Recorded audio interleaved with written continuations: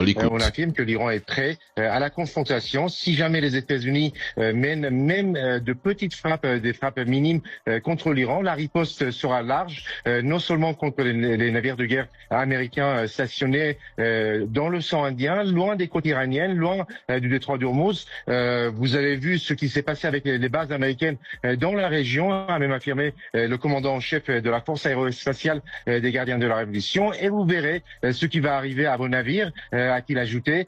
Donc le ton est de plus en plus dur. En plus de cela, l'Iran menace de frapper durement les monarchies arabes du Golfe Persique qui sont accusées d'avoir participé directement à la guerre contre l'Iran. Toutes les installations pétrolières, gazières et pétrochimiques des monarchies arabes seront détruites le premier jour juste après d'éventuelles frappes américaines. Les États-Unis peuvent relancer une campagne de frappe, ils ne pourront pas le faire très longtemps. C'est-à-dire que les frappes qu'ils ont déjà menées ont largement entamé les stocks de munitions qu'ils ont. Une partie des bateaux dont parlait votre journaliste, en fait, ils ont probablement des stocks de missiles à moitié vides. Et donc, la possibilité de mener des frappes, elle existe. La capacité pour ces frappes d'avoir un résultat stratégique me semble aujourd'hui assez faible et elles ne pourront pas être prolongées dans le temps. Donc les Américains, encore une fois, n'ont pas de bonne solution militaire aujourd'hui face à l'Iran. La réponse, ce n'est pas simplement de dire que les États-Unis manquent de stock. On le savait déjà bien avant cette guerre et encore plus depuis la guerre en Ukraine. La vraie question est, qu'est-ce que les États-Unis peuvent encore faire qu'ils n'ont pas déjà tenté? Nous patientons une réponse là-dessus.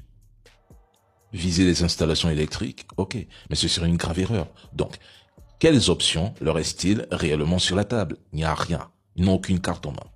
Les objectifs de guerre formulés par Netanyahou et Trump ont échoué. Éliminer la direction iranienne afin de provoquer un soulèvement populaire qui installerait à Téhéran un gouvernement pro-Washington a échoué.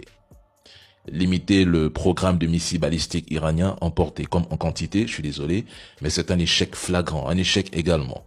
Dès le départ, il était évident qu'une telle concession était impossible pour Téhéran. L'Iran sait parfaitement qu'accepter des restrictions sur ses capacités balistiques reviendrait à signer sa propre condamnation stratégique. En un mot, ce sonnerait la fin de ce gouvernement.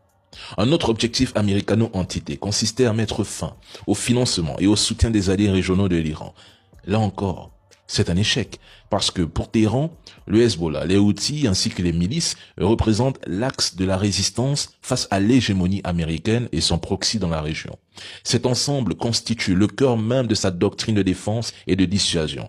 Il suffit d'observer la pression sur le détroit de Bab el-Mandeb en cas de reprise de la guerre pour comprendre pourquoi cette architecture régionale est considérée comme vitale par les autorités iraniennes.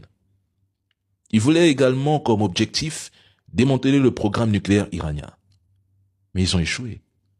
L'uranium est en Iran et intact. Les États-Unis font face à un échec stratégique majeur. On le dit depuis le 28 février. Le 28. 60 jours plus tard,